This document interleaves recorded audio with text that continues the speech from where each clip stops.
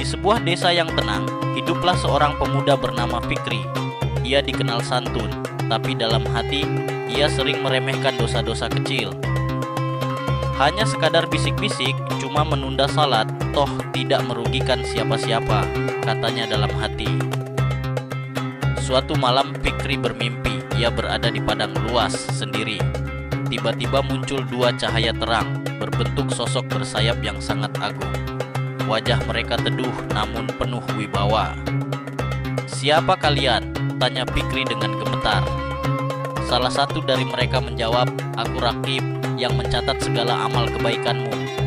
Yang lainnya berkata, "Dan aku Atid yang mencatat semua keburukanmu." Fikri terdiam. Mereka menunjukkan lembaran-lembaran yang terbuka di hadapannya. Setiap gerakan, bisikan, bahkan niat yang pernah ia sembunyikan tercatat jelas di sana.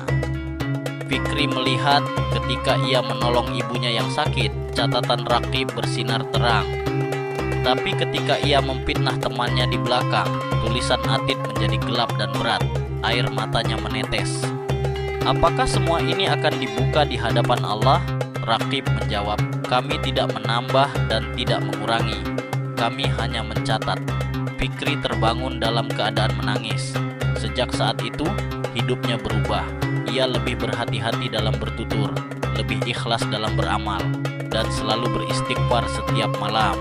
Ia sadar, dua malaikat yang tak pernah tidur terus menulis, tanpa henti, tanpa keliru.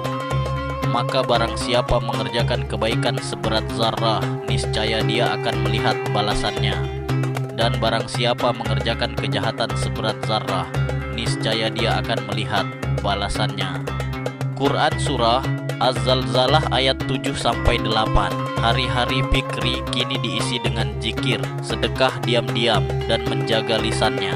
Ia mulai mengajarkan anak-anak di kampung tentang dua malaikat yang duduk di atas setiap pundak manusia, Raqib di kanan, Atid di kiri. Setiap kali ia merasa ingin melakukan sesuatu, ia terdiam sejenak, lalu membatin, apakah ini akan dicatat oleh Raqib sebagai kebaikan atau oleh Atid sebagai dosa? Suatu hari, seorang anak kecil bertanya padanya, "Ustaz, apakah malaikat itu bosan mencatat terus?" Fikri tersenyum haru dan menjawab, "Mereka tidak pernah lelah, nah. Tapi nanti, di akhirat, kitalah yang lelah saat melihat semua yang telah kita lakukan."